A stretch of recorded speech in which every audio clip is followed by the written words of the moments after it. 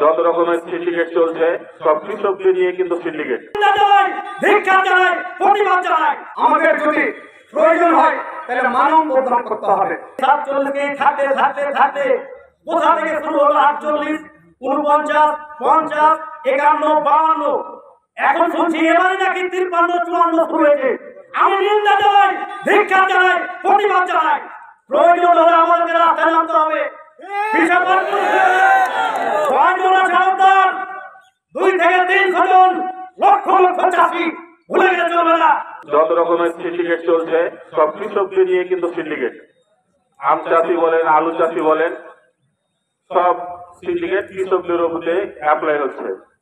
এই সিন্ডিকেটটা ভাঙতে হবে আমাদের আম চাষিদেরকে। আম চাষিরা যদি একত্র না হয়, একমত না হয়, এই সিন্ডিকেট কিন্তু কোনোদিন ভাঙতে পারবে না। আমাদের যদি প্রয়োজন হয় তাহলে মানব বন্ধন করতে হবে। এখানে কিন্তু কোনো রাজনৈতিক সভায় নয়, রাজনৈতিক বড় বক্তব্য দেওয়ার জায়গা নাই। বসুন্ধরা ডায়াপেন্ট এখন আরো উন্নত। এই হট এয়ার থ্রো টপশিট দ্রুত শোষণ করে সোনামণিকে দেয় কোমল অনুভূতি।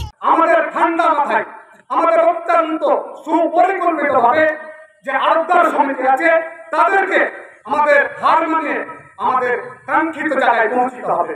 আম চাষিদেরকে বা কৃষকদেরকে কি বাঁচানোর কেউ নাই? আসলেই কেউ নাই। কে কাকে বাঁচাবে? এখানে নিজের বাঁচা নিজেই বাঁচতে হবে।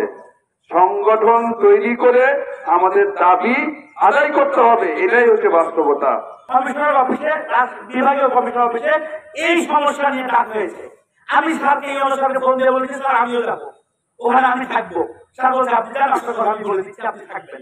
ইনশাআল্লাহ আমি একটা আমচাষীদের প্রতিনিধি দল নিয়ে আগামীকাল রাষ্ট্রীয় বিভাগীয় কমিশনার অফিসে আপনাদের এই দাবিগুলো নিয়ে যাবো। কিন্তু একটা জিনিস আপনারা আমাকে বললেন না, আমাদের যে কমিশনের বিষয়টা দীর্ঘদিন থেকে প্রচলিত আছে তো নাকি 2 কেজি আম দিত না ওরা, 52 কেজিতে মন নিত, কিন্তু এখন বলছে কি 52 কেজি ভাঙিয়ে কেজি দিচ্ছে আমার কমিশনের, এটা অন্যায়, তাই না?